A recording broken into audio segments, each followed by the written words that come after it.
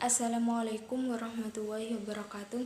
Saya Saimah Rosalinda. Di sini saya akan menarasikan perbedaan antara metode kualitatif dan kuantitatif. Sebelumnya saya akan menjelaskan apa pengertian dari penelitian kuantitatif dan kualitatif. Penelitian kualitatif adalah penelitian yang bersifat deskriptif dan cenderung menggunakan analisis atau teori yang dimanfaatkan sebagai pemandu agar fokus penelitian sesuai dengan fakta di lapangan. Sedangkan penelitian kuantitatif yaitu sebuah penelitian yang digunakan berdasarkan jumlah faktor dan kuantitasnya yang menjadi dasar sebuah penelitian. Yang pertama yaitu perbedaan mendasar dari metode kualitatif dan kuantitatif. Dalam penelitian kuantitatif, peneliti berangkat dari teori menuju data dan berakhir pada penerimaan atau penolakan suatu data. Sedangkan penelitian kualitatif yaitu bertolak dari data dengan memanfaatkan teori-teori yang ada sebagai bahan penjelas atau bahan meneliti yang berakhir dengan suatu teori-teori. Poin yang kedua yaitu penelitian kuantitatif yang bersifat konfirmasi dan deduktif. Mengapa? Karena metode ini bersifat menguji hipotesis dari suatu teori yang ada dengan kenyataan yang mendasar pada data ilmiah dan dalam bentuk angka. Sedangkan penelitian kualitas bersifat eksploratoris dan induktif karena berusaha mengeksplorasi terhadap suatu permasalahan walaupun sedikit informan atau narasumber dan menggunakan logika yang bersifat khusus menuju ke hal-hal yang bersifat umum. Dan yang ketiga yaitu pada paradigma yang terletak pada aspek ontologi, epistemologi, dan metodologi. Penelitian metode sangatlah penting karena metode digunakan untuk mengembangkan ilmu pengetahuan yang sedang dikaji oleh peneliti.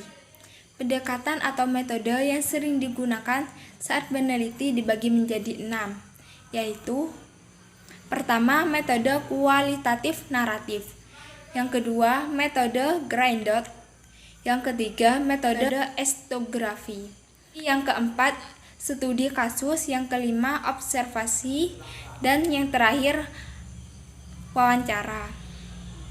Dari metode tersebut yang sering digunakan dalam penelitian kualitatif yaitu metode observasi dan wawancara.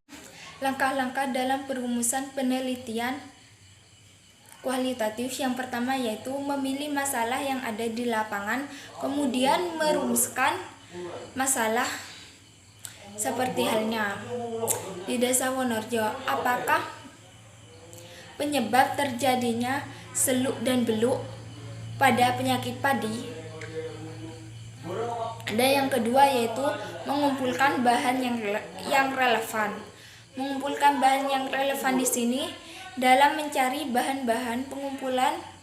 Yang kedua yaitu mengumpulkan bahan yang relevan dalam mencari bahan dan pengumpulan bahan-bahan, mengambil bahan-bahan yang berkaitan dengan penelitian sebagai acuan peneliti yang dilaksanakan atau dapat mengambil dari sumber pustaka.